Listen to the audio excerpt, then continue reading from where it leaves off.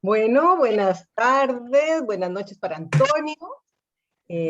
Súper agradecido de tenerlos hoy día acá con nosotros, acompañándonos en el último webinar de este ciclo. Mi nombre es Karen Montoya, junto a Iván Herrera, llevamos adelante la Fundación Nodo Educativo. Bueno, el Nodo Educativo ha tenido foco en la incorporación del mundo de las emociones, del autocuidado del docente y en estrategias para implementar la tecnología al aula. Y bueno, este ciclo, como ustedes saben, es una forma de celebrar nuestra unión con nuestra alianza con el Centro Cineuro. Le hemos llamado Neurociencias, Emociones, Potenciando el Aprendizaje. Y esta alianza nos permite expandir el conocimiento a más personas interesadas en estos temas que son esenciales para el desarrollo de la educación. Así que muy felices de presentarles a Pamela también. Ella nos va a contar un poquito de Cineuro. Pamela. Buenas tardes a todos. Bueno, hay varias caras que se repiten, ¿eh? Eso es bueno. Significa que les ha gustado este ciclo de webinars. Sí, está bueno. Bueno, mi nombre es Pamela Guevara, soy fonoaudióloga y estoy aquí representando a Centro Cineuro. Contarles que estamos ubicados en la ciudad de Temuco, en la región de la Araucanía. Y actualmente en nuestro equipo de trabajo tenemos a 12 profesionales de distintas áreas dando cursos asincrónicos y sincrónicos. Dentro del equipo tenemos a fonoaudiólogos, kinesiólogos, terapeutas ocupacionales, psicólogos y docentes. Así que los invito a revisar nuestras redes sociales, Centro Cineuro y nuestro sitio web cineuro.cl. Invitarlos también a que disfrutemos esta jornada, que yo estoy con altas expectativas, por nuestro invitado internacional. Así que eso, cualquier consulta voy a estar yo a cargo del chat respondiendo, anotando las preguntas. Bien, gracias, Pame. Bueno, contarles que hoy día tenemos un formato distinto, tenemos un formato más bien como de conversatorio con Antonio, más que una presentación formal como ha sido el otro modelo. Y la idea es justamente eso, aprovechar la gran experiencia que tiene Antonio en estos temas, así que ustedes aprovechen, escriban en el chat sus preguntas y las vamos a ir integrando en esta conversación. Esa es la idea, ¿ya? Bueno, el tema que nos convoca, le pusimos Transfórmate en el arquitecto de tus emociones, como una mirada a las posibilidades humanas.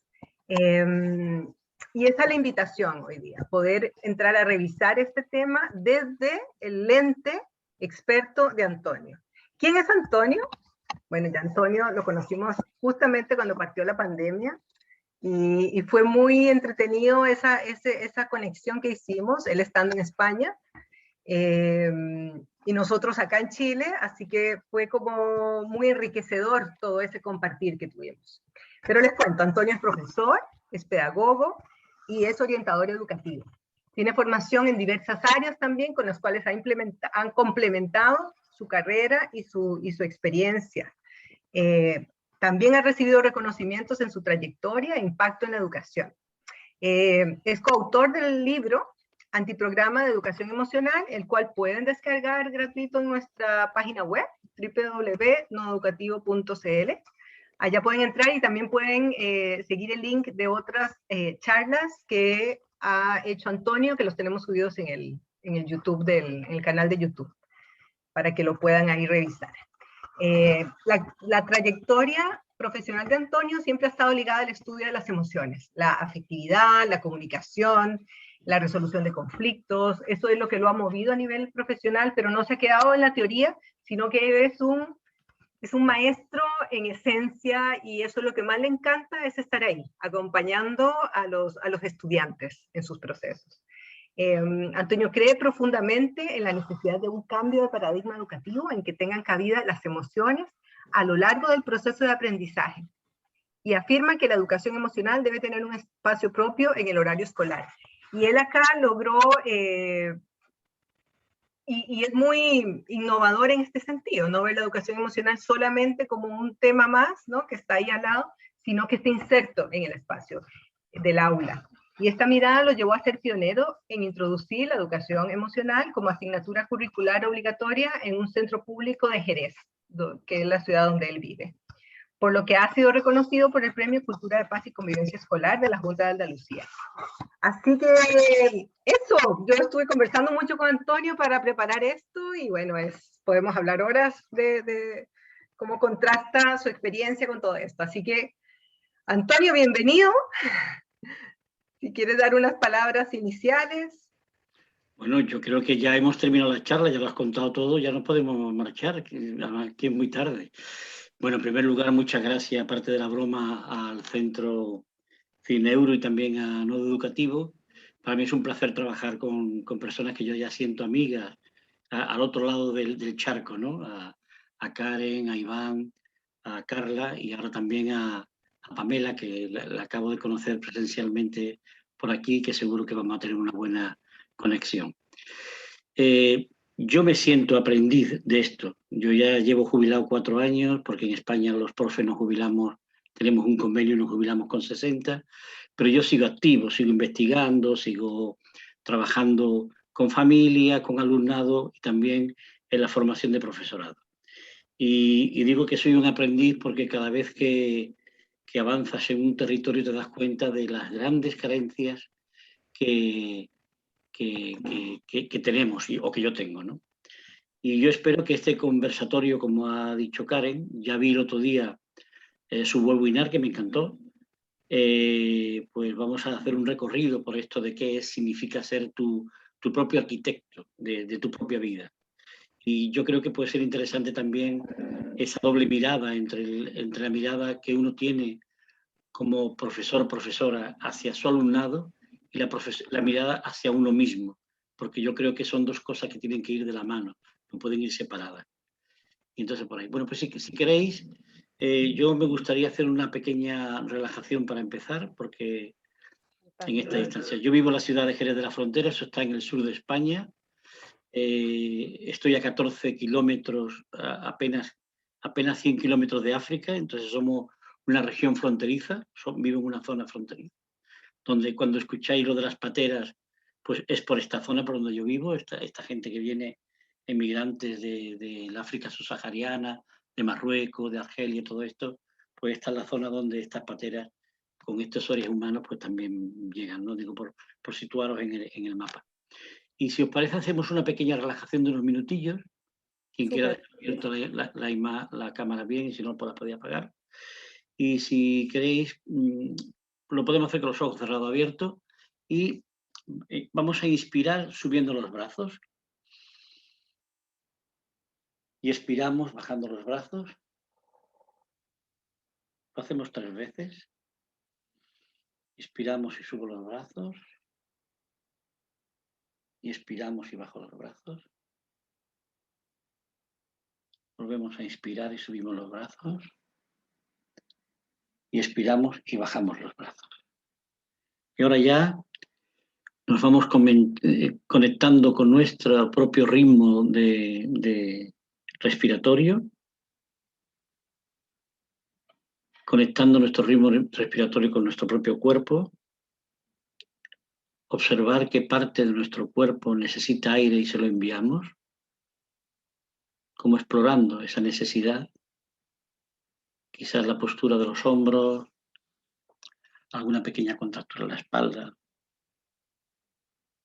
Prestamos atención a nuestros hombros, si están bajos o arriba, los equilibramos, si están hacia adelante, lanzamos los brazos hacia atrás para ver expandirse el pecho.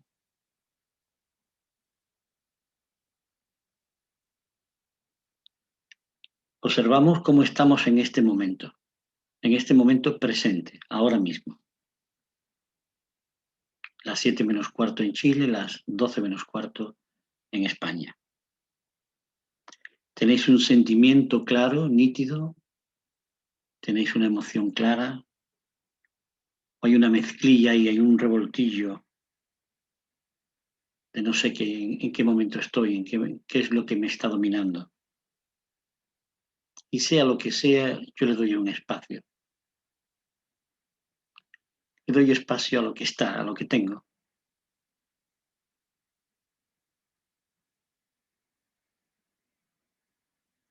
También me observo y me dejo sentir que he entrado en esta sala, en una sala virtual de un grupo que va a tener una pequeña existencia, una pequeña vida de aproximadamente 1 hora y media. Cada uno estamos en casa, en un espacio distinto, pero estamos compartiendo este espacio común, que no es el ideal, pero es lo mejor que tenemos en este momento. Y me dejo sentir esta pertenencia efímera pero potente de este grupo de personas que vamos a compartir este ratito.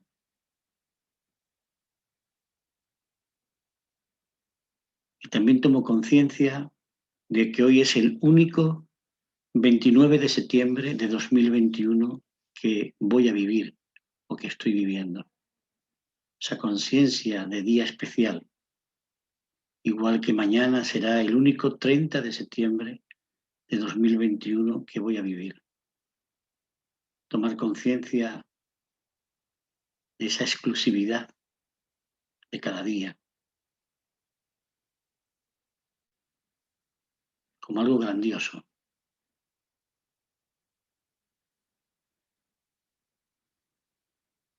Y a vuestro ritmo hacemos unas respiraciones profundas y vamos volviendo a esta sala.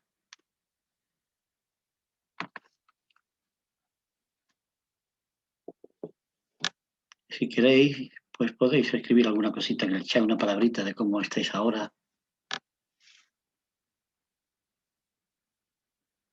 Una palabrita que le apetezca, no es obligatorio, simplemente una palabrita, una frasecita. Liviana, mejor, muy bien. Calmado, calma. Estupendo. Muy bien. Pues Karen, cuando tú quieras empezamos. Oh, gracias por esa aterrizada en el cuerpo. Maravillosa. Sí, bueno, en el último tiempo, acá en Chile ha estado muy presente el tema de la educación, de incluir el tema de las emociones en la educación. Y la importancia de que tanto, principalmente los niños, según lo que yo he percibido, puedan recibir estos espacios, también las familias, de hecho. Como el docente tendría la responsabilidad, digamos, de entrar y poder dar contención, poder manejar estrategias, herramientas para poder hacer su aula, su espacio de aula emocionalmente más inteligente, por decirlo de alguna forma. Entonces sería rico compartir con que tú nos pudieses compartir cuál es tu idea de emoción. ¿Cómo lo ves tú? A la primera reflexión que comenta Karen, deciros que las relaciones emocionales en la escuela existen y existen siempre. Otra cosa es si somos capaces de darle conciencia a ese tipo de relación. Porque cuando yo le digo a un alumno siempre estás igual, le estoy mandando un mensaje emocional muy potente. Y esa relación emocional es inevitable. Y además los seres humanos nos caracterizamos fundamentalmente porque somos seres relacionales. Entonces, dicho esto, la educación emocional ya está en la escuela. Es decir, nosotros educamos en emociones dependiendo de cómo sea la forma en la que nos relacionamos con los alumnos, y lo que se plantea desde la educación emocional como un programa del tipo que sea es ponerle conciencia a este tipo de relación. Hay muchísimas definiciones de emociones. A mí me gusta una de un profesor, Abascal, de la Universidad Complutense de Madrid, y es la que yo he elegido siempre, porque yo todo lo que he profundizado en el campo teórico siempre le he puesto la mirada didáctica, la mirada metodológica. Y cuando me encontré con esta definición de las cientos que hay sobre emociones, dije, esta es la que a mí me gusta y esta es la que a mí me sirve para trabajar con los alumnos. De entrada, la emoción es un proceso. Ese proceso tiene un primer momento clave, que es que el estímulo que me provoca la emoción tiene que ser muy relevante para mí. Si ese estímulo no es relevante, la emoción no se produce. ¿Esto qué quiere decir? Pues, por ejemplo, yo voy en mi coche y voy a una rotonda, no sé si tenéis muchas rotondas en Chile, en España estamos invadidos de rotondas, y alguien se puede saltar la rotonda. Para mí ese estímulo, ese hecho que ha pasado no es relevante. Pero hay gente que se baja del coche y es capaz de pegarse con otro porque se ha saltado tal. Entonces la emoción que surge ahí es la ira. Por lo tanto, la emoción surge cuando el estímulo es relevante, ya sea un hecho, el olor de una comida, una música que escuchaba cuando me separé de mi pareja, que estuve todo el día ahí, cuando la escucho, me vuelvo a conectar con ese sentimiento de tristeza o de pérdida, lo que sea, ¿no? Por lo tanto, la primera pregunta que tenemos que hacernos es, cuando un alumno tiene una reacción emocional, ¿cuál es el estímulo? ¿Cuál es lo relevante ahí? ¿Por qué un niño cuando se le quita la goma, le quita la goma a un compañero un lápiz, le pega un puñetazo y otro dice, me la devuelves cuando termine? ¿Qué es lo relevante ahí? Y ya podemos empezar a profundizar e investigar eso. La segunda cuestión es que la emoción es una interpretación subjetiva de lo que ocurre. Por lo tanto, la respuesta emocional siempre se produce desde un plano de subjetividad. Esto es súper importante, porque claro, si yo preguntara aquí en este grupo, lo puedo preguntar. Bueno, lo puedo preguntar y lo ponéis en el chat rápidamente. Si ustedes supierais que vuestra pareja está manteniendo relaciones con otra persona, ¿qué emoción os provocaría eso? Escribirlo, escribirlo. Así como, ¿qué emoción? Hay gente que ya saca la pistola, ¿no? Bueno, ¿qué emoción? Desilusión, tristeza, rabia y pena. Fíjense ustedes, ya está bien así.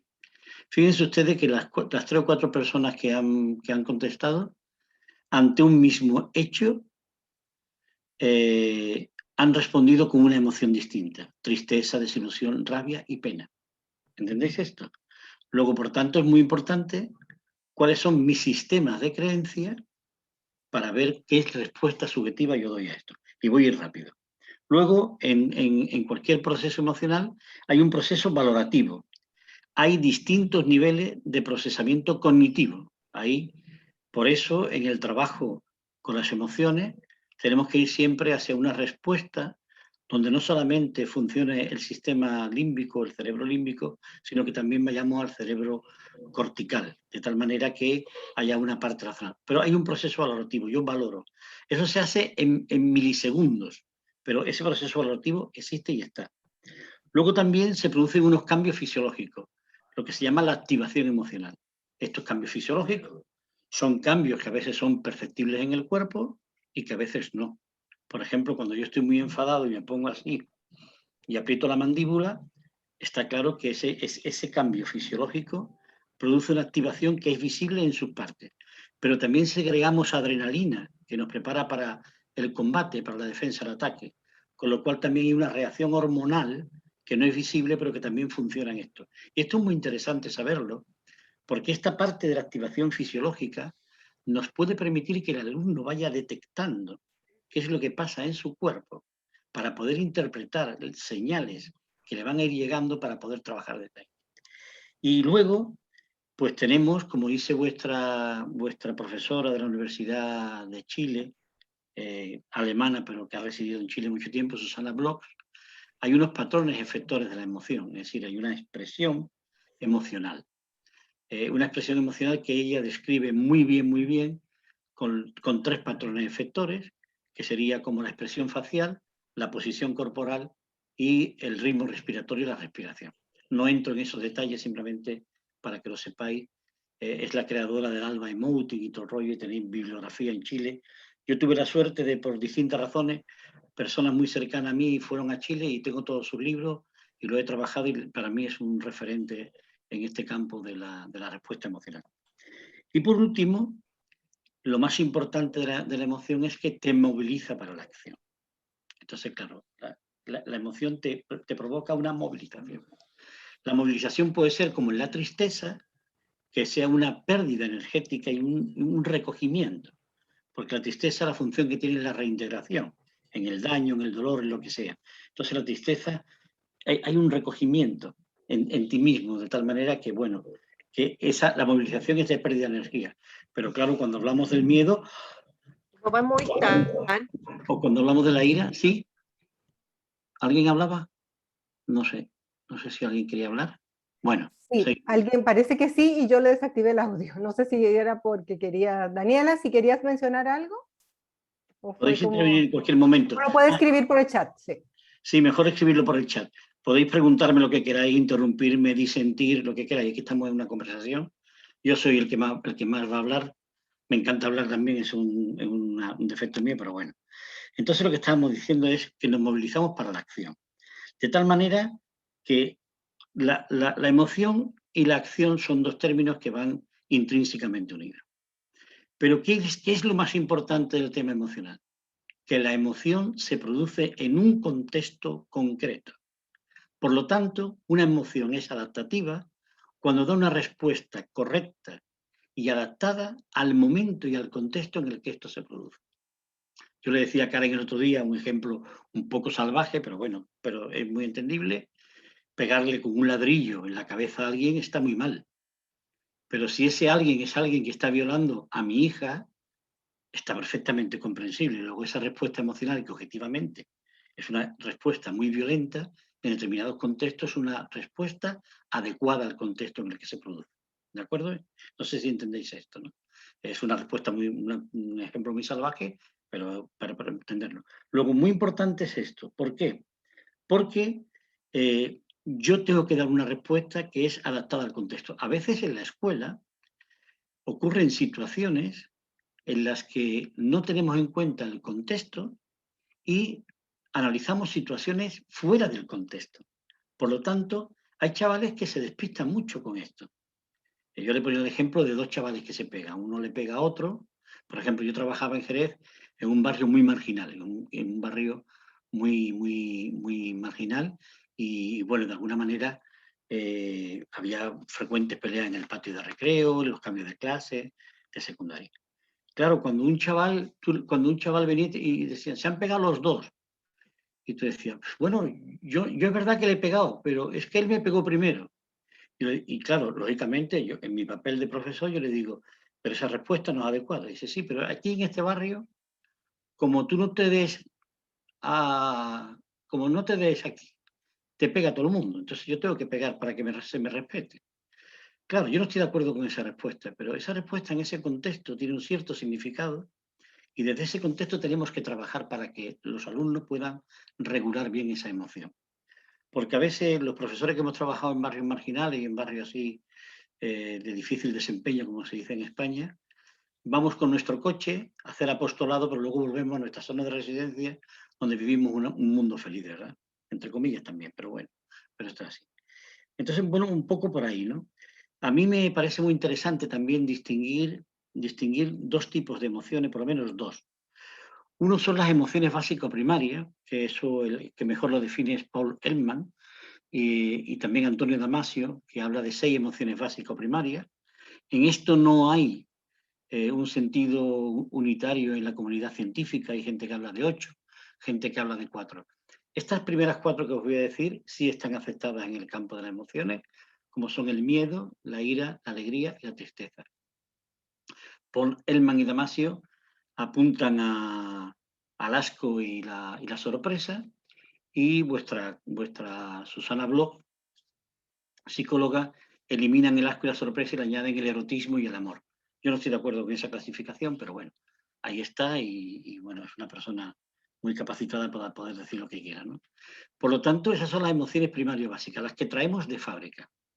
Pero luego tenemos unas emociones muy interesantes que son las emociones autoevaluativas. Las emociones básicas primarias vienen en el código genético de la mayoría de los mamíferos. ¿Qué ocurre con esto? En mayor o menor grado. ¿Qué ocurre con esto? Que cuando hablamos de emociones autoevaluativas o conscientes, estamos hablando de un proceso en el cual yo me cuestiono mi propio yo. Yo me interrogo el self. Y estas emociones como por ejemplo el orgullo o los celos o por ejemplo la vergüenza y la culpa, que esas son dos. ¡Buah! La vergüenza y la culpa, que además con el tema de la religión, eso está ahí. Ahí está por mi culpa, por mi grandísima culpa, ¿no? Esto es una cosa que además tenemos muy en la genética. Bueno, pues claro, cuando hablamos de emociones primarias y hablamos de emociones autoevaluativas, siguiendo el modelo de Antonio Damasio en su famoso libro El error de Descartes, ¿qué es lo que estamos planteando? Estamos planteando que a la hora de trabajar las emociones básicas tenemos que trabajar desde un modelo de intervención y en las emociones autoevaluativas tenemos que trabajar desde otro modelo, porque son dos cosas distintas. En una yo tengo que regular una respuesta que prácticamente es automática, pero que puedo regular, no puedo controlar. Pero en la otra hay un proceso mucho más elaborado. Es que, por ejemplo, en la vergüenza, ¿qué decimos en la vergüenza? ¿Qué pasa? La vergüenza, cuando uno siente vergüenza por algo, es porque tiene una pérdida de calidad del yo, porque se siente que no da el 100%. La idea que subyace ahí es la de que la perfección existe, y eso es mentira. Los padres perfectos son los más imperfectos. Los maestros y maestras perfectos son los más imperfectos. Esto es muy importante aprenderlo, porque la perfección no existe. Y porque además estamos en un proceso de continuo cambio. Seguramente vosotros que me estáis escuchando, el grupito que estamos aquí, habréis pasado ya por distintos procesos emocionales.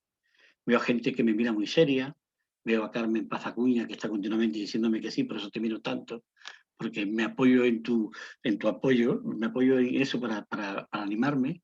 Y luego veo gente que está ahí como muy pensativa diciendo, jo, este tío me está tocando algo que a mí me toca, esto que me está diciendo, esto me está tocando a mí algo, como ahí muy reflexivo. Eso está muy bien. ¿Qué es lo que ocurre con la parte esta? Bueno, pues con la parte esta lo que intentamos es ver en qué lugar nos situamos para poder trabajar desde una mirada o desde otra con nuestro alumnado. Y luego una cosa muy interesante también es ver que también tenemos estados emocionales. Estos estados emocionales son unos estados que perduran en el tiempo. El estado de bienestar, de malestar. Cuando le preguntamos a un amigo, ¿qué tal te encuentras? Llevo una temporada, de verdad, qué mal lo estoy pasando. Estado emocional. Ahí no hay una emoción que dé una respuesta momentánea, que dura muy poco tiempo, sino que es un estado que se prolonga en el tiempo, estado de tristeza, ¿verdad? De melancolía, que no es lo mismo, pero bueno, por ahí. Y es muy interesante esto. En general y en síntesis, las emociones son respuestas que ayudan a que nuestro cuerpo conecte con la necesidad de estar equilibrado, con la homeostasis. Las emociones básicas y primarias son fundamentalmente supervivencia pura y dura. Claro, si tú hablas del miedo, tú dices, jo, es que el miedo, bueno, el miedo, tenemos miedos amigos y miedos enemigos, ¿eh? Como dice un filósofo español. ¿Cuál es el miedo amigo? El que si ahora mismo entra por mi casa un león, eso es un peligro real, es lógico que yo tenga miedo, porque yo domador de leones no soy. Y armas de fuego tampoco tengo cerca. Con lo cual yo estoy en una situación de riesgo y tengo que tener miedo. Otra cosa es el miedo enemigo, el que te inventas. Claro, no es lo mismo que en mi casa aparezca una rata a que yo piense que hay ratas en la ciudad, que hay ratas en el campo, que hay ratas en los ríos, y yo me meta en una burbuja de cristal porque es que una rata cualquier día me va a morder. Pues no, ese miedo tuyo es enemigo porque es un miedo irreal. Entonces, todo esto de las emociones, las básicas sobre todo, pues conectan con el tema de la supervivencia. Y ya me callo porque con este tema podríamos estar hasta mañana. Ya me callo. Y bueno, Bien. ¿alguna preguntita? ¿Alguna Sí, preguntita por ahí? sí, mira, cuando tú hablas de que las emociones son adaptativas, es como que si el organismo, el ser humano está hecho, su cerebro, su sistema nervioso, está preparado de alguna forma para justamente responder a un entorno que te presenta ciertas situaciones y que uno justamente la emoción, decías tú, nos moviliza para la acción. Pero entonces es posible son como dos preguntas, Antonio.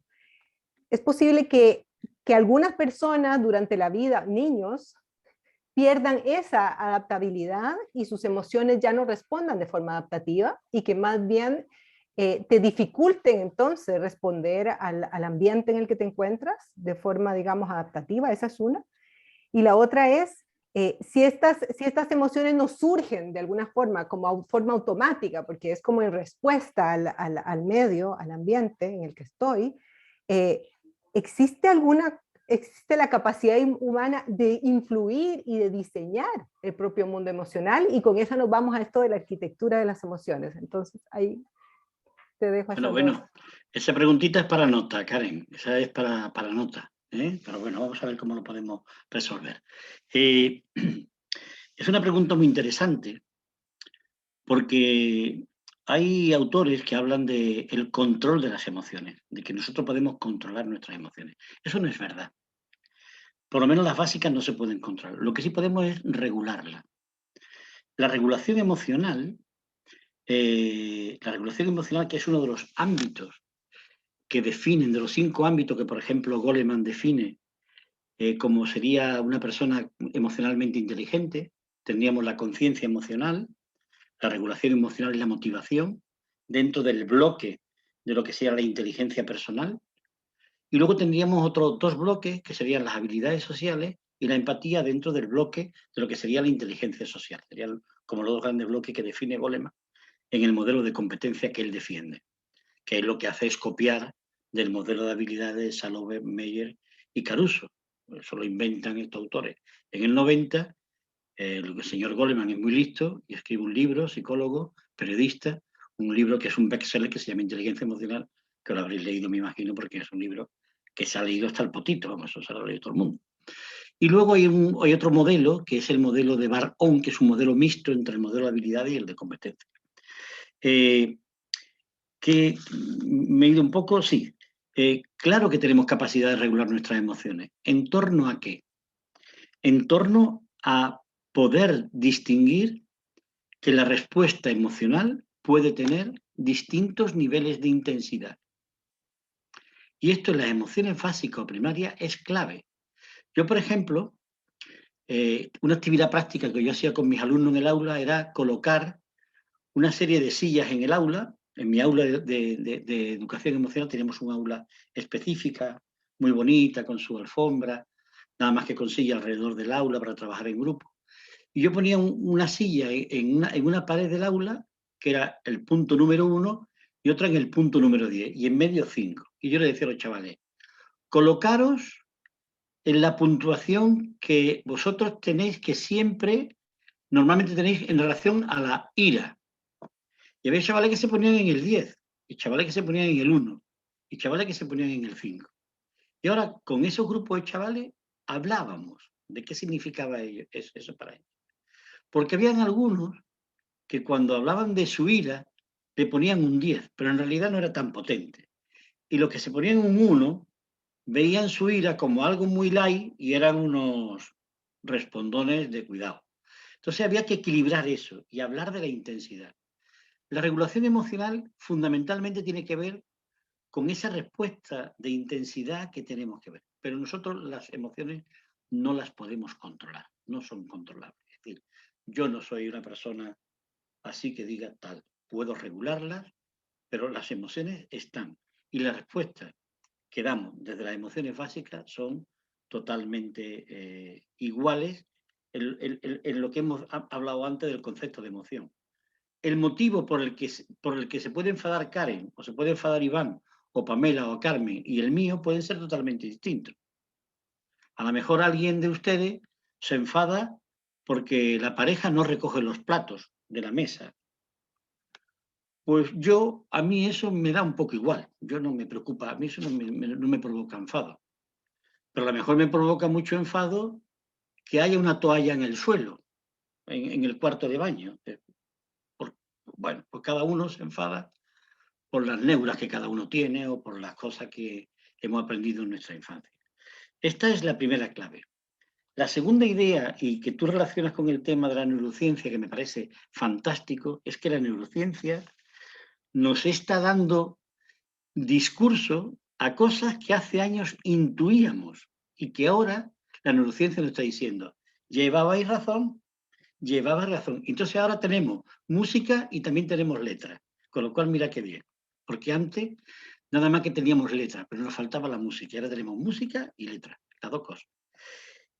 ¿Qué significa esto? Bueno, pues la gente, cuando nacemos con una herencia, porque algunos psicólogos hablan del temperamento, ¿verdad? Bueno, el temperamento, la herencia, lo que heredamos de papá, de mamá, de los abuelos, de los bisabuelos, de los tatarabuelos, y para atrás, ¿eh? Que esto puede ir para atrás, para atrás, para atrás, y tú dices, jo, bueno, pues por ahí.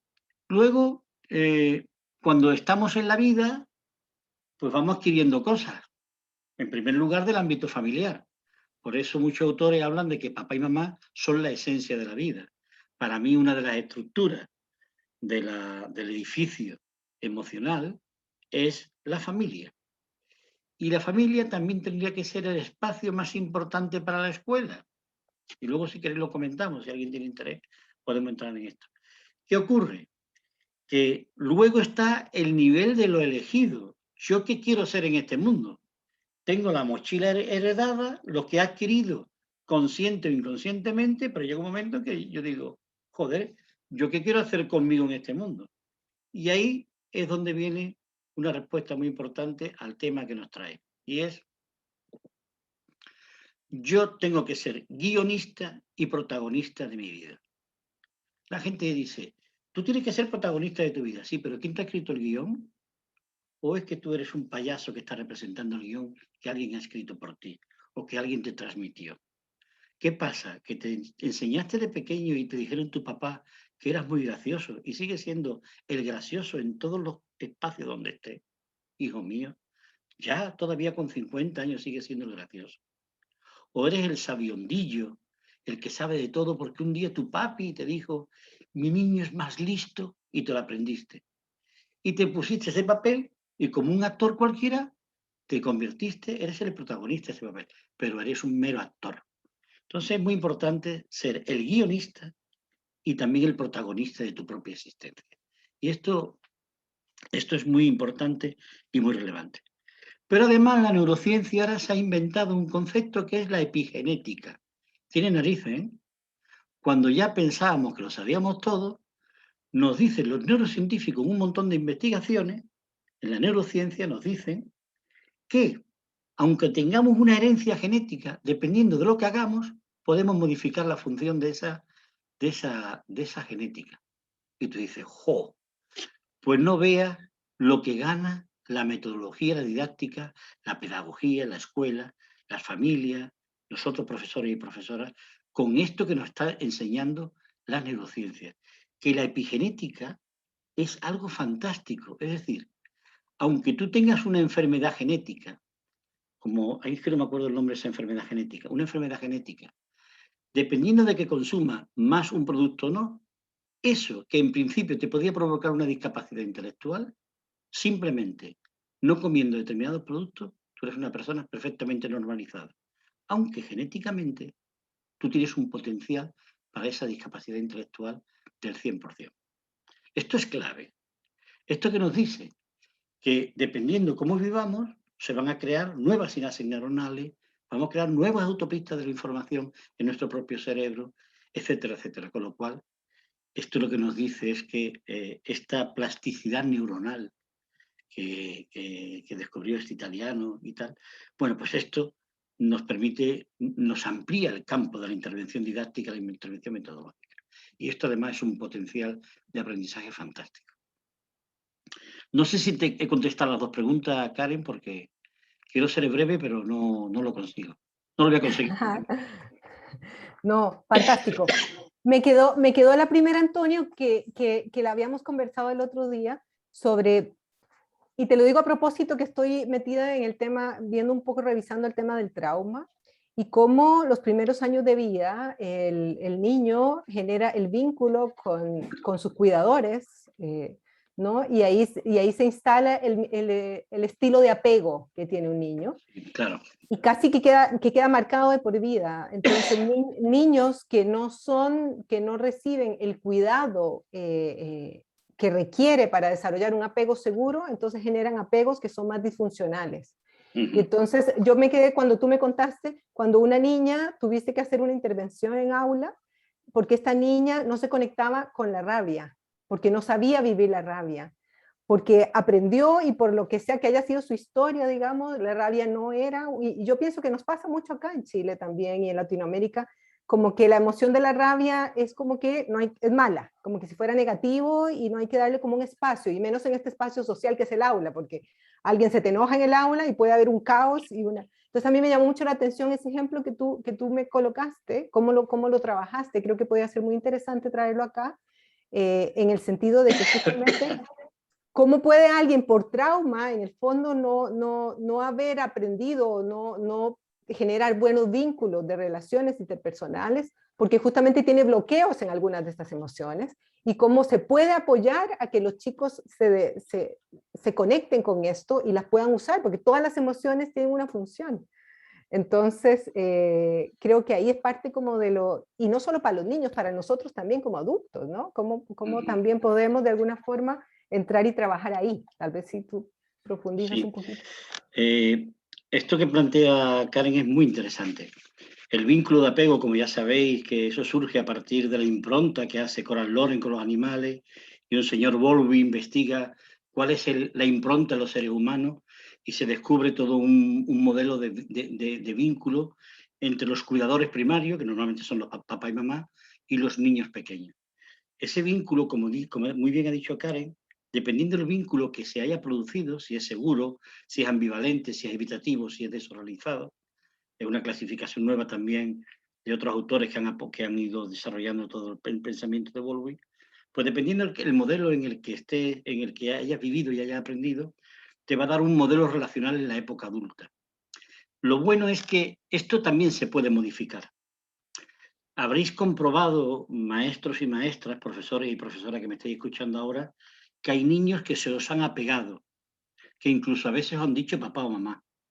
Esto en España pasa mucho, sobre todo en la edad de infantil y primaria, pero es que yo en secundaria tenía a alumnos de apego seguro por horas. Yo los tenía por horas. Yo les decía, yo de 8:15 que entro en el instituto y hasta las 3 que salgo, soy tu padre de apego seguro. Pero a partir de las 3, tu padre es tu padre y yo soy el que soy. Pero claro, hay chavales que te dicen papá, mamá. Hay chavales en la cola de infantil, en la fila, cuando se colocan los niños en fila. No sé si en Chile se pone, aquí todavía hay gente que pone a los niños en fila, pero bueno. Y ves a ese pequeñito de 3 o 4 años que está de puntilla para decirle por la mañana a la maestra, y le dice, hola maestra, y la maestra le responde, y este esboza una sonrisa, y ese es el más feliz del universo, porque su maestra le ha dicho hola, que la adora, la quiere. Esto, ir a cualquier colegio, bueno, usted está en los colegios y veréis que esto ocurre. ¿Qué ocurre con esto? El apego, el vínculo de apego, que es algo que tenemos que trabajar en la escuela. De hecho, yo tengo una actividad en la formación con el profesorado, que es ¿qué podemos hacer para que la escuela sea un vínculo de apego seguro? Y se hace en torno a 3 ideas. La idea de la cercanía al niño, de la seguridad, de que se sienta en un entorno seguro, y de que vea en los adultos de la escuela un refugio seguro ante situaciones de dificultad, que no sienta el desamparo. Hay múltiples, cientos de actividades que yo tengo recogidas que se pueden hacer en la escuela para potenciar este vínculo de apego seguro. Y esta es una de las claves más importantes a la hora de plantearlo. No entro a profundizar en esto, a mí este es uno de los temas que más me gustan. Yo creo que este es uno de los temas centrales de la educación emocional, aunque no venga en los catálogos oficiales, pero esto es clave. Y además es clave que nosotros, los adultos, nos pasemos un test que tiene un autor en el que analizamos cuál es el vínculo de apego que tenemos ahora de adultos. Porque lo mismo estamos todavía en el evitativo y no lo sabemos. Y también podemos plantearnos qué es lo que pasa aquí. Porque claro, si yo soy de un modelo evitativo, yo por ejemplo soy de apego seguro por parte de mi madre y ambivalente con mi padre. Yo me lo tengo más que estudiado. Claro, si yo en mi relación de pareja estoy en el ambivalente y mi pareja también es ambivalente, como el ambivalente es como el intermitente de un coche, ahora sí afectivo, ahora no afectivo, pues los días que no estemos los dos con el intermitente apagado, pues evidentemente nos vamos a conectar. El día que estemos los dos con el intermitente encendido va a ser gloria divina. Pero claro, ¿eso cómo se lleva? Luego eso también hay que revisarlo. Y hay un test por ahí muy bonito que yo en alguna formación le he pasado a la gente de autoexploración para esto, que se lo puedo pasar a Karen, es que a mí no me sale el nombre del autor, no sé si me sale Klein, pero ese es el del beso, del cuadro del beso, pero es parecido, no me sale el autor ahora mismo, lo tengo olvidado, pero se lo puedo enviar el material a Karen. Súper, sí, los que están interesados nos pueden escribir un correíto y se los podemos, mandamos, ¿no? podemos mandar. Y entonces, ¿por qué? En el comentario que me pedía Karen de la niña esta que yo trabajé, yo tenía una niña en clase que no tenía capacidad de poner límites. En un ambiente tan hostil como a veces era mi instituto, no era muy hostil, pero sí era hostil, había niños que se iban tragando una tras otra montones de bolas, de insultos, de chistes, de empujones, etcétera, etcétera. Y yo una vez me di cuenta hace mucho tiempo de esto, de que en las clases hay niños que están invisibilizados, que lo invisibilizamos. Los otros, los entre comillas disruptivos, ocupan tanto espacio y tienen tanta presencia que nosotros al final no los vemos. Y yo en mi vida siempre he intentado ver a los que no se ven, como tener la mirada puesta de ver al invisible.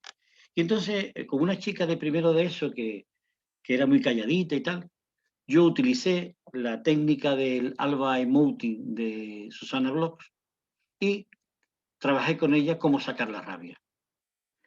Yo recuerdo que la primera vez que esta chica fue capaz de gritar y yo le puse un cojín para que golpeara y tal, lloraba de emoción y decía, soy capaz de hacerlo, soy capaz de hacerlo.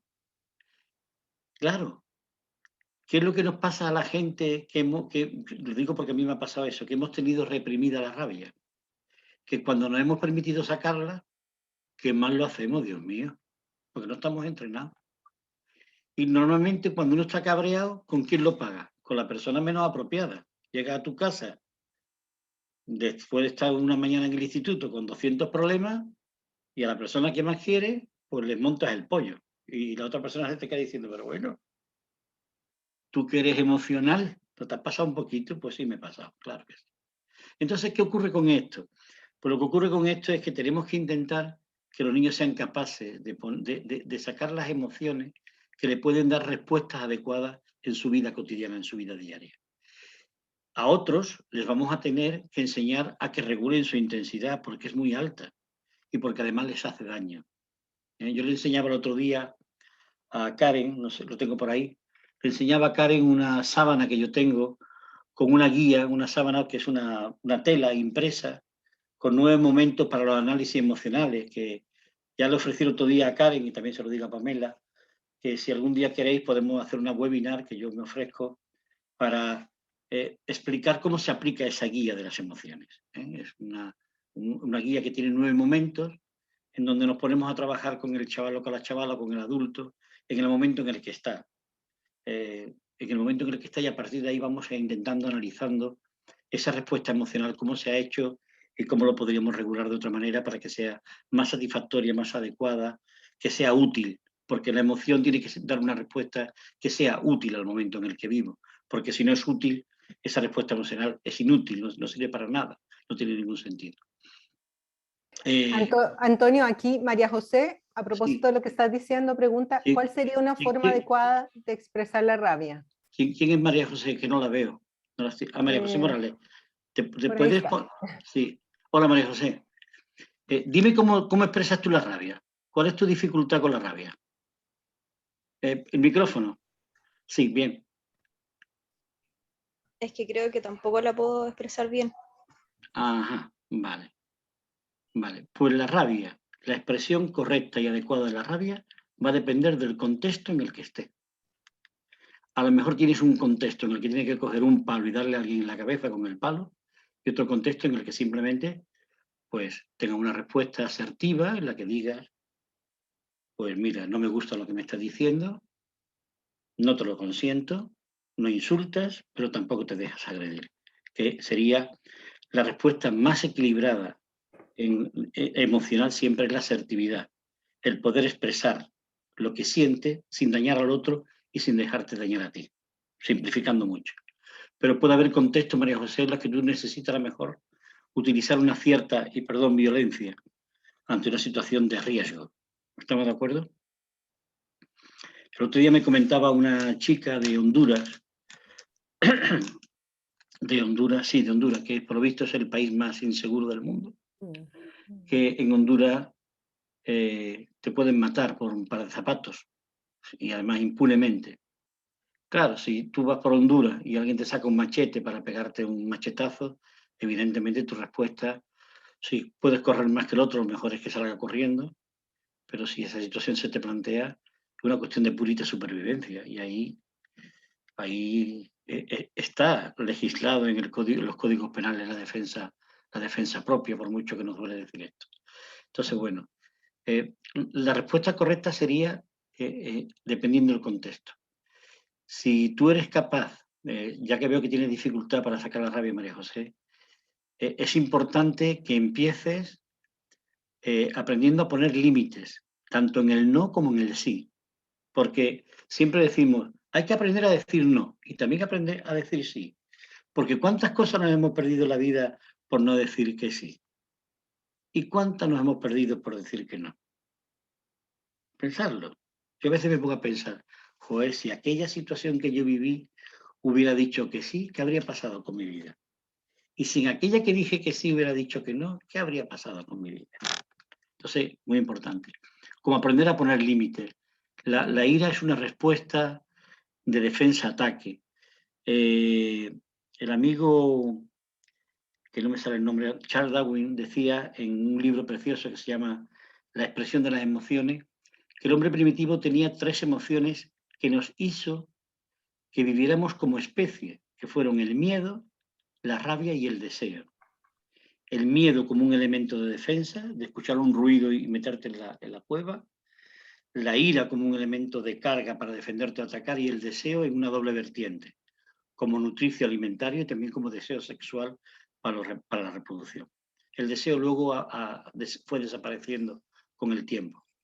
Pero fijaros que el asco, que es una de las emociones que dice Elman y Antonio Damasio, que es básica o primaria, era una emoción que evitaba los envenenamientos y el comer carne estropeada o el comer productos estropeados. De tal manera que un determinado olor te producía una repulsión y eso te hacía vivir, porque si te comías aquello te podías morir, ¿no? Esto hoy en día tenemos en los productos, como ahora mismo nadie va por la selva comiendo carne ni de carroñero, pues tenemos consumir preferentemente antes del tal. Y bueno, hay gente que hasta los lácteos se lo come con una semana de pasado, por lo menos yo me los como y no me pasa nada, ¿no? Pero sabemos que están ahí, ¿no? Es un poco por ahí. Muy bien, Antonio. más cositas, que se nos va el tiempo. Sí, no, yo quería agregarle a María José que como hablamos la vez pasada, ahí si no estuviste la vez pasada, ahí puedes ver en el YouTube, tenemos cargado el video, de que la rabia, si uno no, la emoción, como dice Antonio, es una energía que está ahí. Si tú no la expresas hacia afuera de forma adaptativa y como dice Antonio, como todo lo que ha dicho Antonio, también esta energía de alguna forma va a salir de algún lado y muchas veces puede tender a hacer la rabia hacia adentro y que se puede expresar tanto en conductas yo soy psicóloga, entonces yo le doy la mirada a la psicóloga, entonces lo vemos en conductas de autoagresión, ¿ya? Con jóvenes hay mucha autoagresión, autocortes, todas estas cosas, hasta llegar a intentos de suicidio que pueden terminar en un suicidio, que sabemos que es muy común, desgraciadamente en Chile en la adolescencia, o también en síntomas psicosomáticos, porque tu cuerpo entonces empiezas a generar, no sé, bruxismo, por ejemplo, o tensiones acumuladas en distintas partes de tu cuerpo que te pueden afectar también tu salud. Entonces, lo sano es que las emociones sigan su flujo, les demos una pasada por el flujo, por el cuerpo, porque por ahí es donde atraviesa la emoción. Eso quería yo agregar. Sí. Yo no he entrado en ese detalle, pero María José, cuando una persona se reprime la ira o cualquier emoción, lo que está haciendo es debilitando su yo, porque hay una parte de su yo que pierde. Es decir, nosotros tenemos un ideal del yo, pero cada ideal del yo tiene la polaridad de la sombra. Es decir, que si a ti te dice, por ejemplo, yo un ideal del yo que a mí mi padre me hizo construir, entre otras cosas, fue hay que ser trabajador, hay que ser exigente, hay que ser no sé qué, ¿no? Claro, pero ¿cuál es la polaridad contraria del trabajo? El descanso, o el vago, o el pasota. ¿Cuál es la polaridad contraria de la exigencia? La flexibilidad. ¿Qué ocurre? Si mi ideal del yo es ser trabajador y ser exigente, mi sombra es la polaridad contraria. Entonces yo no soporto a la gente vaga, no soporto a los flexibles, a los laxos, a los pasotas, no lo soporto. hasta que un día me di cuenta de que esa parte también la tenía yo y que tenía que aceptarla como parte de mí. Entonces, cuando nos colocamos en una polaridad y negamos a otra, nos colocamos en una sombra y nos perdemos el 50% de las posibilidades que tenemos. Porque cuando nacemos con el equipo completo. Lo que pasa es que lo vamos perdiendo por el camino. Esa es la pena de vivir. Y también porque nos vamos montando un sistema de creencias y casi siempre las creencias limitantes nos dominan sobre las creencias potenciadoras. Y eso, la verdad, es lamentable, pero ocurre así, ¿no? Bueno, más cositas. Súper. Sí, tal vez para ir llevando otra vez el tema, si quieren hacer preguntas, pueden ir también ahí anotándolas en el chat, para que no se les olvide. Ya hemos hablado, nos han mostrado todo lo del mundo emocional, cómo funciona, cómo hemos parado en algunas emociones en específico, ¿no es cierto? Nos has dado ejemplos. ¿Cómo influye en el fondo el mundo emocional o cómo nosotros estamos construyendo o estamos viviendo, experimentando nuestro propio mundo emocional cuando tenemos un rol de docentes, por ejemplo? ¿Cómo influye en el aula? Porque el aula es este espacio social, ¿no? Es un espacio compartido, que también la neurociencia nos ha mostrado, ¿verdad? Que estas emociones se pegan, que se generan espacios emocionales también. Entonces, si nos puedes contar y aterrizarlo como al tema de la escuela en sí, el aula, esa parte de la educación. Esta tarde precisamente me llamaba en España tenemos en los centros educativos una responsable de formación, o un responsable de formación, un profesor que es el responsable de la formación del centro, el que organiza la formación, habla con los centros profesores. Entonces, en un instituto de Rota me han llamado para asesorarle durante este curso y hablaba con la responsable de formación. Y cuando hablaba de este tema yo le decía, me decían, porque nosotros la demanda que tenemos de formación es tener muchas cosas prácticas para la escuela. Muchas cosas prácticas para hacer en el aula. Y yo le dije, conmigo no cuentes para eso. Yo se lo dije así, no cuentes para eso. Yo no soy asesor de eso. Porque tú me estás planteando que tú quieres que yo forme a profesores tristes y aburridos. Y a mí no me apetece eso. No me apetece. ¿Por qué? Porque tú lo que quieres es que yo te dé un montón de actividades para que luego tú las lleves al aula. ¿Y eso para qué sirve eso? Eso le sirve a tus niños. ¿Te sirve a ti? Es que eso es un aburrimiento.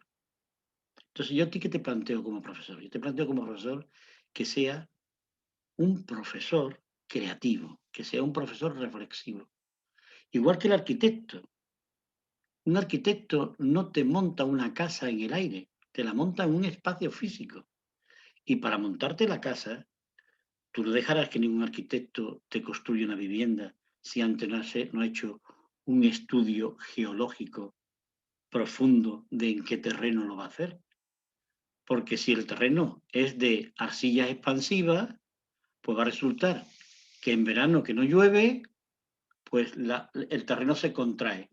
Y en invierno esa arcilla cuando se moja se expande. Y a los 2 años tu casa está llena de grietas. Lo que hay que hacer un estudio para ver si el hormigón va a ir sobre pilares o va a ser una plataforma que se mueva homogéneamente cuando el suelo se mueva. ¿Qué es lo que ocurre con el rol del profesor? Que a veces es que nos han puesto como a los tristes farmacéuticos.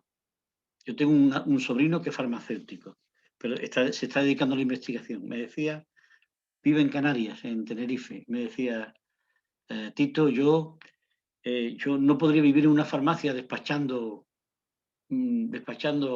medicamentos, qué aburrimiento. Eso no es un farmacéutico, eso es, cualquiera lo puede hacer. Yo me quiero dedicar a la investigación. Y tú como maestra, quieres estar toda tu vida despachando fichas a los niños, siendo el protagonista de algo que se ha inventado seguramente en un despacho con mayor o mejor fortuna. No, el rol del profesor tiene que ser, por una parte, una persona que tenga conciencia de sus limitaciones a la hora de abordar un trabajo como este de las emociones y al mismo tiempo colocarse en un lugar de reflexión y de creatividad con sus niños. Y eso es un disfrute. Eso es, como decíamos el otro día, Karen, la fuerza nos la da la alegría de vivir. Porque yo he tenido compañeros que llegaban a las 8:15 al instituto arrastrando los pies, con un agotamiento anímico que yo decía, pero este muchacho, ¿cómo va con la edad que tiene, ¿cómo va a aguantar hasta las 3 de la tarde 6 horas de clase en este barrio marginal? Si es que llegaba anímicamente muerto. Imaginaros a alguien vestido de viejo con unas babuchas cuadradas, yendo por el pasillo de un instituto arrastrando los pies cabizbajos y llegar a la sala de profesores, soltar los libros y decir, joder, vaya día que nos espera hoy. Y tú dices, Dios mío, eso no es alegría de vivir. El profesorado tenemos que tener la fuerza de un ser humano, está en la alegría de vivir. La alegría de vivir con una cierta armonía, con una cierta coherencia. En la alegría de llegar a una clase y decir, joder, hoy nos lo vamos a pasar estupendamente. Porque además, mucho del aprendizaje lo da la felicidad que en la escuela muchas veces damos a los chavales y las chavalas. Porque despachar cuentas de multiplicar, despachar textos, despachar, los maestros no despachamos, los maestros creamos, los maestros reflexionamos. Los maestros tenemos delante a un montón de chavalitos y chavalitas, de niños y de niñas, de muchachos, de muchachas, que están con una fuerza vital. Y esa fuerza vital no se la podemos reprimir. No sé si conocéis a Francesco Tonucci, un famoso pedagogo italiano, yo lo recomiendo. Francesco Tonucci. Yo lo conocí hace muchos años y lo he vuelto a ver hace poco tiempo. Un hombre muy mayor, escribirlo porque tiene cosas preciosas y él siempre pone un ejemplo. Cuando los niños entran en la escuela y le dice el maestro, pinta una mariposa, el niño pinta una mariposa con una sala así todo irregular, con muchos colorines. Cuando pasan unos años en la escuela le dicen, pinta una mariposa y pinta 2 triángulos, le pone 2 palitos, ya está la mariposa pintada. Nos hemos cercenado su creatividad. Ese potencial que tiene un niño de imaginar, de soñar. Entonces es muy importante que el rol del profesor vaya por ahí. Pero el rol del profesor también tiene que tener una cuestión muy importante. Hoy se habla mucho del talento. Lo habéis oído hablar, ¿verdad? Tenemos que extraer el talento de los niños. Todos los niños tienen talento. Os voy a decir a 3 personas con mucho talento en la historia de la humanidad. Voy a poner un ejemplo de mi país. Pues, por ejemplo, Hitler fue un hombre con talento. Fue capaz de ganar unas elecciones y de ser un... Franco también tenía talento, porque además él era un hombre que echaba muchos cojones, pero le faltaba un testículo, pero tuvo talento para hacerse con un país durante 40 años. Y Stalin también tenía talento. Pero el talento tiene que estar en beneficio del bienestar de la humanidad. Si no, no es talento. Nosotros tenemos que enseñar a los niños algo que se perdió en la Declaración Universal de los Derechos Humanos que antes. Entonces, el talento tiene que estar dirigido hacia el bien común. Porque también hay una ética de las emociones, que es otro de los pilares básicos de la educación emocional. La ética de las emociones tiene que perseguir el cambio personal y también el cambio social. Este mundo no puede seguir como va, porque es que nos estamos quedando sin mundo. Aunque nada más que sea por egoísmo de la especie, vamos, aunque nada más que sea por egoísmo de la especie humana. Entonces, bueno, ¿cómo podemos llevar esto a la escuela? ¿Cómo podemos llevar todo esto? Ese sentido ético de la vida. Y otra cosa muy importante, otro pilar también que aprovecho para decirlo, es ¿cuál es nuestra mirada a la familia? ¿Yo siento que soy mejor que los padres de mis niños? No, tú no eres mejor que los padres de tus alumnos. Aunque los padres de tus alumnos sean yonkis, no, tú no eres mejor que ellos. Porque esos son los mejores padres de esos niños, porque no tienen otros padres. Esto es largo de explicar, pero esto cuando se comprende nos sitúa en un lugar muy importante, porque los primeros que llegan a la escuela no son los maestros y las maestras. Los primeros que llegan a la escuela no son los niños ni las niñas. Los primeros que llegan a la escuela son los padres y las madres. Cuando hay padres y madres que tienen niños, muchos niños, montamos la escuela y luego vienen los profesores. Ese es el lugar de la jerarquía de llegada. No es que nosotros seamos menos importantes, para nada.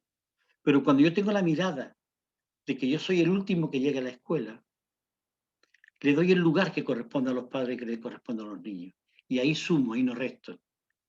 Porque una vez un niño muy enfadado, que tiene un padre alcohólico, un profesor le dijo algo en relación al padre no muy positivo. Y este alumno en la clase de educación emocional me dijo, mi padre es alcohólico y yo tengo vergüenza de mi padre, pero es mi padre y que nadie se meta con él. La lealtad a papá y a mamá está por encima de cualquier ser humano, aunque sea el más pérfido o la más pérfida del mundo. Esa mirada del profesorado a la familia, del acoger, el de poner la F de familia más la P de profesorado más la A de alumnado y decir, esta es la escuela que funciona. Yo sé que en Chile esto cuesta mucho trabajo entenderlo, por distintas circunstancias, porque ya tuve una webinar en relación a esto, ¿verdad, Iván y Karen? Y yo noté cómo había resistencia. Pasamos una encuesta inicialmente y hay resistencia. Bueno, la resistencia se elimina cuando todos aceptamos al papá y a la mamá que tuvimos. Cuando todos aceptamos al papá y a la mamá que tuvimos.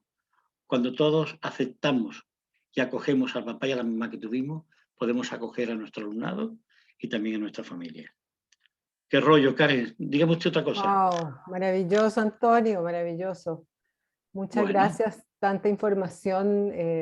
Bueno, es poco valiosa. tiempo. Si esto hubiéramos Sí, necesitado toda la noche. sí, no, fantástico. Y sería rico poder continuar. Se me ocurrió que podríamos también armar un curso. Si tenemos gente interesada, vamos a hacer eso, Antonio, no vamos a conversar, porque tenemos ya un par de cursos que están rodando, que la gente si se quiere, la Pamela nos va a compartir eso, y sería rico poder continuar así. Mira, demos unos tiempitos, Antonio, si hay algunas personas que tienen alguna pregunta para que la puedan formular, y la Pame nos comparte las novedades que tenemos. Y ahí... Muy bonito lo que ha escrito Carmen, de permacultura social que se fundamenta en la educación emocional. Muy bien. Lo de permacultura, ¿verdad? Esa palabra tan bonita que tiene que ver mucho con la parte ecológica, con la parte de vivir con lo que hay en el contexto y estar centrado en el contexto, sin atacarlo, sin vulnerarlo. Yo tengo gente que cerca de donde yo tengo una casa en la playa, que viven en permacultura y son fantásticos. Yo ahí estoy un poquito más atrasado, pero bueno, vamos en ese camino. Sí, como Gracias, estar en armonía, ¿no? Súper. Sí. Bien. ¿Pame? Carmen, ¿puedo responder a eso de que ha dicho Sí, Carmen un momentito? Sí. Demos un segundo a lo de Pamela y vale, ahí vale. nos metemos de lleno en todas las preguntas, ¿te parece? Vale. Sí. Oye, antes de hacer esto que quería mostrarle, comentarte, Antonio, que estoy fascinada escuchándote. Tienes una capacidad de envolver muy... Muchas gracias. No, agradecido acá igual también. Bueno, contarles que nosotros en esta alianza que tenemos con Nodo Educativo, tenemos ya cada uno varios cursos que son asincrónicos y que prontamente hay algunos que son sincrónicos también, y que tenemos proyectos en conjunto, así que si están interesados en alguno de estos pueden visitar nuestro sitio web y tenemos la idea de formar un diplomado que una ambas áreas. Si neuro es neurociencia pura y no educativo es emociones puras, entonces ambas líneas son súper importantes en el desarrollo de los niños, de que nosotros como profesionales que trabajamos con los niños conozcamos también y manejemos a la perfección. Y a raíz de esto estamos trabajando en un diplomado que es de neurociencia y emociones. Así que en nuestras redes sociales vamos a estarles contando de qué se trata más adelante y el otro año vamos a lanzarnos con este bonito proyecto que tenemos en conjunto. Así que ese es el paréntesis que queríamos hacer en esta charla con Antonio. Sí, y también les queríamos ofrecer un descuento, ¿no es cierto? Ah, sí, hoy no está aquí. No Sí. está ahí. ¿De cuánto era? ¿El 15% de descuento. A ya, todos los que han participado, en webinar. los que han participado en webinar tienen 15% de descuento. Yo quería compartir el curso que ya tiene fecha. Se lo voy a mostrar aquí cortito. Sí, Autocuidado, bienestar y contención emocional. Es un curso online de 8 horas, sincrónico, pero también van a recibir material de apoyo en esas fechas. Así que el que está interesado nos escribe y puede optar a ese % de descuento que estábamos diciendo. Pueden verlo, revisarlo en la web. Súper. Pame, no sé si tú, ya, Antonio, ahora sí, tenías una pregunta ya detectada. Bueno, aquí, gracias Antonio. Vale. Hay una pregunta que hacía Carmen que me parece muy interesante. Dice, Antonio, me gustaría algún consejo para poder diseñar un currículum de educación emocional. En España ya tenemos currículum oficial en algunas comunidades autónomas y también en la última reforma educativa. Nuestro país, si en algo se caracteriza, es porque cada vez que cambia el gobierno hace una nueva ley educativa, con lo cual, como decían en el 68 de mayo francés, cuando sabíamos la respuesta nos cambiaban las preguntas, ¿no? Entonces, bueno, entonces estamos siempre igual.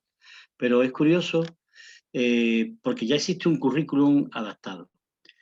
Yo creo que el mejor currículum, yo distinguiría distintas fases. Por ejemplo, vamos a hacerlo desde el punto de vista de la evaluación. ¿Qué tiene que saber un alumno desde el punto de vista de las emociones, por ejemplo, en el nivel de primaria? Si un alumno es capaz de regular las emociones básicas y algunas de las emociones autoevaluativas, ese es un buen currículum. Ahora bien, yo te voy a responder a esta pregunta desde otro lugar. ¿Qué cosas debemos de incorporar a un currículum de educación emocional? Por ejemplo, la corporalidad, trabajar con el cuerpo. Yo, por ejemplo, tengo una formación de varios años en movimiento expresivo reabierto, que es una cosa que funciona, y yo he trabajado con los niños desde el movimiento, trabajar los chakras, trabajar la respiración, trabajar todo esto, lo corporal. Eso hay que incorporarlo. Luego, ¿qué otras disciplinas nos van a ayudar a trabajar el currículum de educación emocional? Por ejemplo, coger algún modelo de los teóricos que existen para tener como un punto de referencia, un marco que voy construyendo. Para mí me parece muy interesante que los niños tengan un gran vocabulario emocional, por lo tanto, trabajar el vocabulario emocional. Porque a veces, por ejemplo, yo me encontraba en las clases que les decía, bueno, ¿cómo te sientes? Y los niños me decían, bien, mal, guay, perfecto, chachi. Y tú decías, bueno, Guillo, ¿y eso qué significa? Porque al final, cuando tú dices que estás bien, ¿qué es bien para ti? Porque yo cuando estoy bien es cuando estoy leyendo. Y a lo mejor Pamela está bien cuando está con sus 2 niños en el campo. O Karen está bien porque le gusta hacer escalada en la montaña. O Iván está bien porque hace senderismo en bicicleta. Entonces, acotar también y profundizar en todo esto a la hora de ver que aumenten el vocabulario emocional. Otro elemento que yo he incorporado a mis sesiones que me ha dado muy buen resultado es incluir una visión de la psicología humanista. Y ahí puedes meter desde Gestalt a toda la psicología transaccional, toda la pedagogía transaccional, introducir todas las teorías de Seligman de psicología positiva. Otra parte también importante, trabajar todo lo que es programación neurolingüística también. Otra parte importante, pues trabajar pedagogía sistémica, trabajar todo el modelo de esto, que en América Latina esto está muy desarrollado. Yo me he formado con Angélica Olvera, que es la directora de una universidad mexicana, y he hecho 2 años de formación en temas de pedagogía sistémica. Es decir, hay un montón de posibilidades. Para mí la educación emocional es una buena paella valenciana donde cabe todo. En la paella valenciana tú puedes echar conejo, pollo, gambas, langostino, langosta, lo que tú quieras. El problema de la paella valenciana es en qué momento echa cada producto. Porque si echa las gambas al principio y al final echa el pollo, la gamba no te la va a poder comer porque está seca y el pollo va a estar crudo. ¿Estamos de acuerdo? Luego hay que tener muy en cuenta, ¿cuál es la mirada de un profesor de educación emocional? El no estar más allá de lo que los niños pueden aceptar y pueden entender. Es decir, estar en un nivel de conciencia emocional un poquito más allá de lo que los niños en ese momento tienen para que los niños puedan ir creciendo. Eso sería un punto importante. Y esto sería motivo para un curso nada más. Yo, por ejemplo, cuando tengo un protocolo de cómo iniciar programas de educación emocional, con una serie de fases, y también tengo protocolos de cómo construir actividades que sean emergentes y vivenciales. Una de las cosas que hablamos el otro día, Karin Montoya y yo, es, ¿hace falta muchos recursos para la educación emocional? No. Un espacio con una silla para cada persona, un grupo de alumnos y un profesorado entusiasta que quiera hacerlo. Y una tiza. Ya está. No hay más nada. Porque trabajamos. Nuestra materia prima es la condición humana de los niños y la nuestra. Entonces el material ya lo tenemos. Lo único que hace falta es ponerse en marcha, ponerse en movimiento. ¿De acuerdo? No sé si te he contestado, pero bueno, esto es tan extenso que yo qué sé. Bueno, gracias a vosotras, gracias a vosotras. Muy bien. ¿Alguna Súper. preguntita más? Sí, Yo no tengo Artura, ¿eh? aquí hay, dice, David dice, eso significaría conocer la media de conocimiento de los alumnos. Muy lento los puede motivar, muy rápido los puede angustiar. Interesante pregunta, David. Aunque si profundizara en tu pregunta, seguramente yo no estaría de acuerdo contigo, pero aprovecho esa pregunta que tú haces porque yo no trabajo con la media aritmética. Con la media aritmética no trabajamos. Yo un día, cuando empecé a trabajar esto, un día me di cuenta que yo como trabajaba con lo vivencial y lo que salía en el grupo, yo un día me pregunté, Antoñito, ¿tú qué estás enseñándole a los niños? Los niños que aprenden contigo. Como yo utilicé el método de Goleman competencial, la inteligencia personal y la social, pues me dediqué a investigar eso. Y entonces cogía grupos de alumnos que habían estado conmigo hace varios años y a grupos de alumnos que tenían en ese momento. Hice una investigación. Me di cuenta de que como yo trabajo en un grupo redondito, donde nadie es más que nadie, no hay una posición jerarquizada, en esa posición, ¿qué ocurre? Que yo me di cuenta que cuando un niño contaba algo, todos aprendían. Todos aprendían. Y os voy a poner un ejemplo.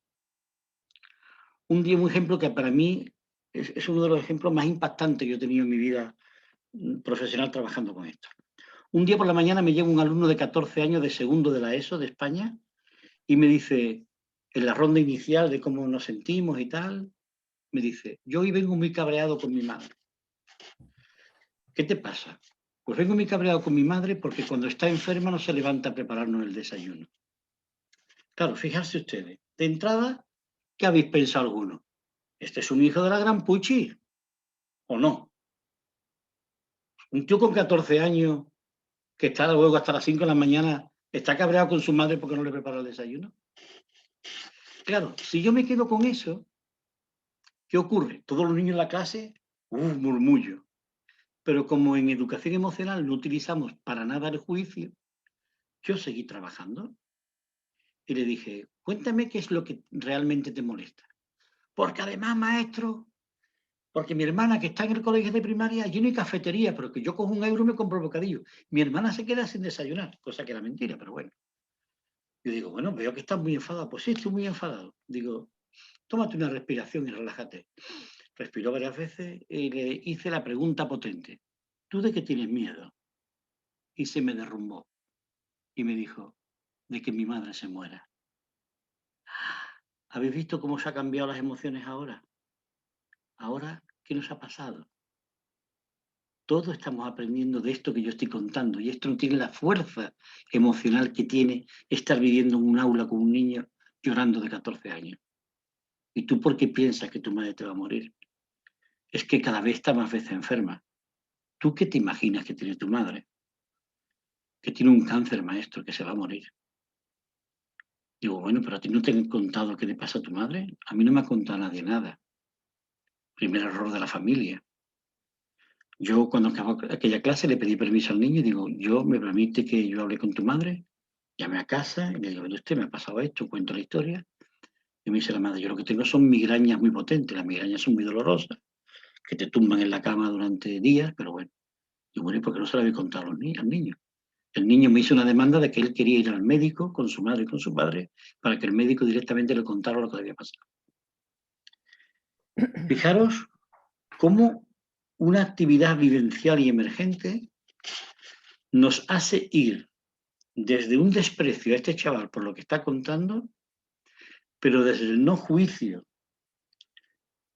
estamos observando si realmente eso es lo genuino de este niño o está camuflando con la ira, la tristeza, el dolor o lo que sea, y llegamos a profundizar.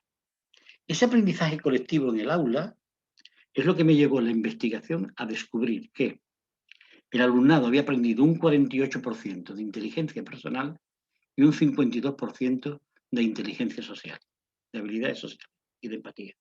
¿Por qué?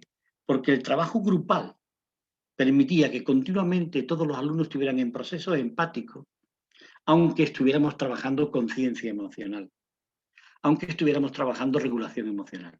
Por lo tanto, hiciera lo que hiciera, todo estaba siempre en juego. Desde un modelo vivencial, siempre todo está en juego. La motivación, las habilidades sociales de la escucha. Fijaros el potencial que tiene a las 8:15 de la mañana que un niño diga estoy enfadado con mi madre, pero cuando está enfermo se levanta a preparar el desayuno. Eso tiene una potencia, eso posibilita la escucha. La habilidad social básica, la más importante en los seres humanos. Tenemos 2 orejas y solamente una boca porque es más importante escuchar que hablar. Eso está claro. La naturaleza no es tonta. Entonces, ¿qué ocurre con esto?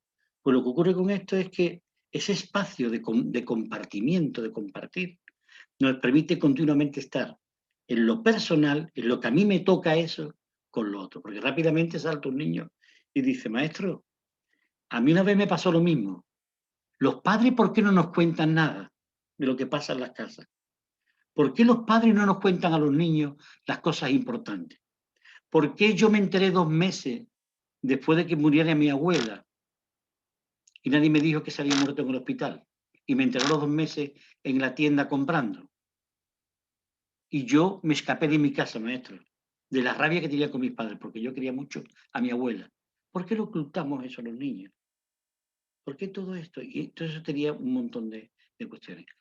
Ahora, aprovechando esto, te amplío la información de antes, Carmen, en el tema de trabajar momentos difíciles en la familia, en la educación emocional, los momentos de separaciones, de divorcio, de temas de droga, de enfermedad, de fallecimiento, de duelo. Todo esto también es muy importante.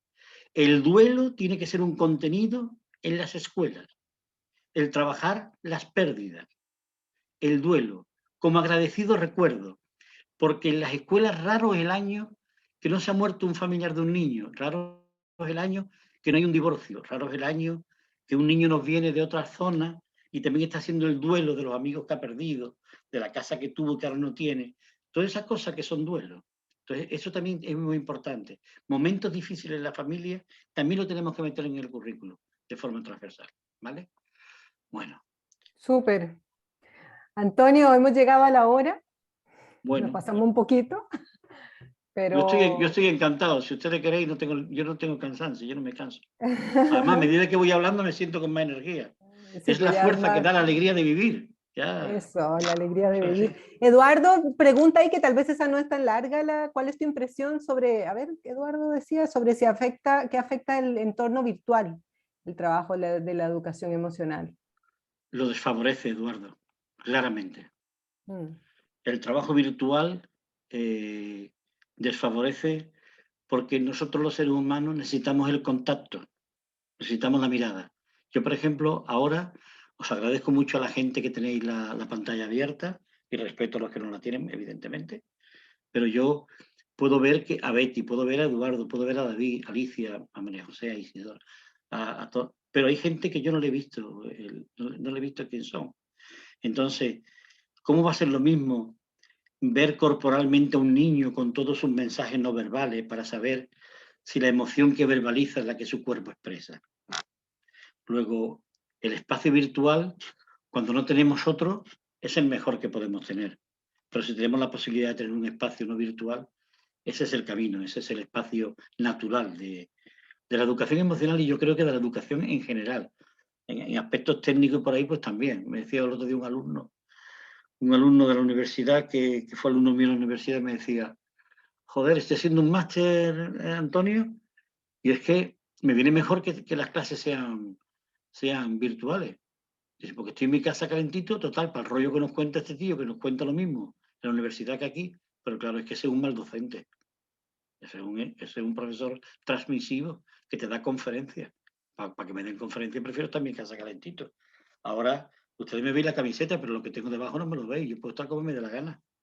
Claro, es que es mucho más cómodo, ¿verdad? Puedo tener un pijama de patito, o puedo tener un pijama de mi equipo de fútbol favorito, de lo que sea. Entonces, bueno, claro que sí. ¿Alguna cosita más? Muy bien. Muchas gracias. Agradecerte, Antonio, por tu entrega, siempre tu pasión, tu energía y eso, po, y de verdad, muchas gracias también por el esfuerzo de la hora. Sabemos que ese No es te un preocupes. tema, así que bueno, aquí hay agradecimientos de Carmen, nada. a ver, comentarios positivos. Pame, Iván, no sé si quieren también agradecer por la entrega, dice Alicia. Muy bien, Alicia, gracias. Gracias a vosotros por estar a esta hora también escuchando a un español del sur, a un andaluz. ¿eh?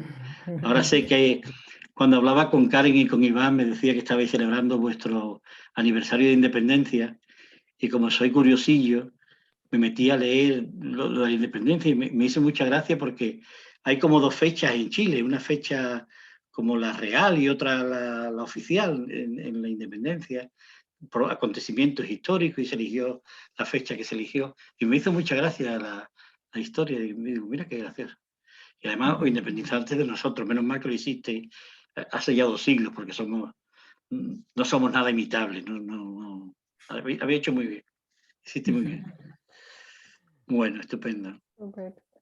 Sí, muchas gracias, Antonio. Quedé súper contenta y emocionada con tus palabras, así que espero poder compartir en otra oportunidad contigo, porque de verdad Cuando que queráis. me encantaste. Muy bien, muchas gracias igualmente. En cualquier momento estoy a vuestra disposición. Un Sí, abrazo. para todos. vamos a traerlo. Muy bien. Abrazo de corazón a corazón, que es lo más importante. Bueno, Chao, que estén chao. muy bien. Disfruten Nos su vemos en noche. otro momento. Muchas gracias.